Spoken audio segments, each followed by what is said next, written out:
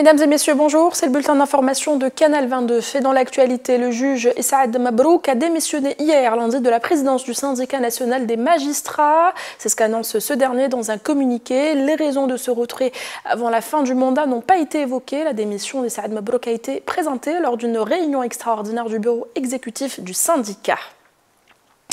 Détenu d'opinion à l'affaire de Mohamed Abdellah, le procureur général près la Cour d'Alger a réclamé le durcissement de la peine prononcée en première instance contre l'ex-gendarme Mohamed Abdellah.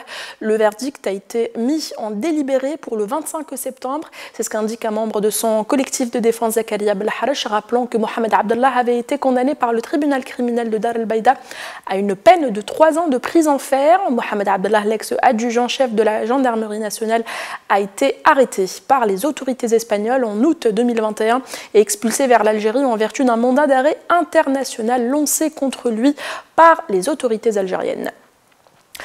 Toujours sur les détenus d'opinion, le report du procès de Fodel Boumala. Le procès de Fodel Boumala prévu aujourd'hui au tribunal de Sidi Mohamed a été reporté au 4 octobre. Rappelons que Fodel Boumala a été arrêté le 14 septembre 2021 et mis sous mandat de dépôt, puis libéré, placé sous contrôle judiciaire le 29 septembre 2021.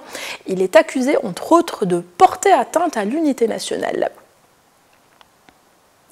La crise entre l'Algérie et l'Espagne se fait ressentir dans plusieurs secteurs. Le secteur de la céramique qui exportait d'importantes quantités vers l'Algérie est parmi les secteurs les plus impactés. Selon le journal El Confidencial, la filière avait cessé de facturer pour 25 millions d'euros et le chiffre a atteint depuis 40 millions d'euros. Le blocage en Algérie s'étend également à tous les intrants fabriqués à l'étranger par des entreprises espagnoles, ce qui a causé l'arrêt total des relations commerciales de la filière avec l'Algérie. Sur le plan international, au Niger, plusieurs centaines de personnes ont manifesté pacifiquement dimanche dernier dans les rues de la capitale nigérienne, Niamey, pour protester notamment contre les forces françaises du Niger. Les manifestants réclament également une amélioration des conditions de vie dans le pays.